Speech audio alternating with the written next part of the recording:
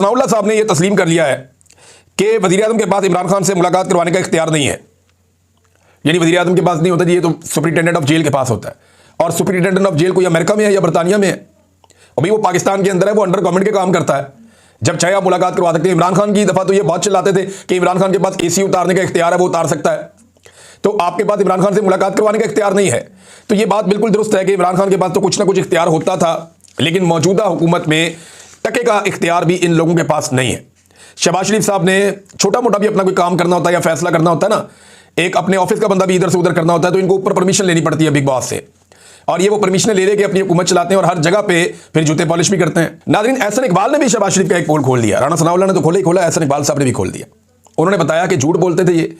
इन्होंने 2022 में कहा था कि 12 अरब डॉलर तक हमें इमदाद मिल गई है दोस्त ममालिक से, फ्रेंड्स ऑफ पाकिस्तान, और जनाब हम बहुत पैसा लेकर आ रहे हैं सलाम मुतासरीन की मदद के लिए। करोड़ों रुपए के तो इन्होंने अखबारात के अंदर इश्तिहार छपवा दिए, टीवी के अंदर कवरेज करवा दी, रौला डाल दिया इन्होंने, जनाब इतना पैसा हो गया, रोजाना 1 अरब डॉलर और बढ़ जाता था। तो ये 12-13 अरब डॉलर तक उस दौर में पहुंच गए थे। इन्होंने कौम से कितना झूठ बोला था।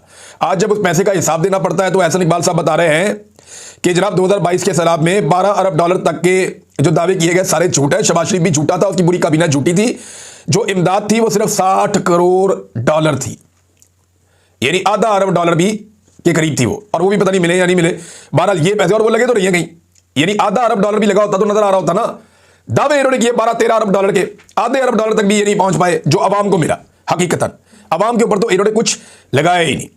नाज़रीन, आरिफ अलवी साहब ने भी जलियांवाला बाग का जो वाकया हुआ था पाकिस्तान बनने से पहले, उसको बताते हुए उन्होंने कहा जी 9 मई, 26 नवंबर और आज़ाद कश्मीर और चौथा मुरीद के गालमियाँ, ये उसी सिलसिले की कड़ियाँ हैं। और इन चीज़ों को जोड़कर उन्होंने देखा, उन्होंने कहा जी अंग्रेज़ तो चला गया है, और जुल्म जबर के तरीकों पर अगर निगाह डाली जाए तो यूं लगता है कि वो अपने बाद ऐसे शागिर्द छोड़ गया है जो उनसे भी आगे निकल गए। ये 4 वाकयात अभी आसिम मुनीर साहब के दौर में हुए हैं ऊपर नीचे पाकिस्तान में, और चारों वाकयात के अंदर मैसेकर हुआ है, यानी इंसानों का कत्लेआम हुआ है। बड़ी लंबी ट्वीट है आरिफ अलवी साहब की, आप इसे पढ़ेंगे तो आपको बहुत कुछ समझने का और सीखने का मौका मिलेगा, लेकिन एक्चुअल जो उसकी बुनियाद है वो यही है जो मैंने आपके सामने रख दी है।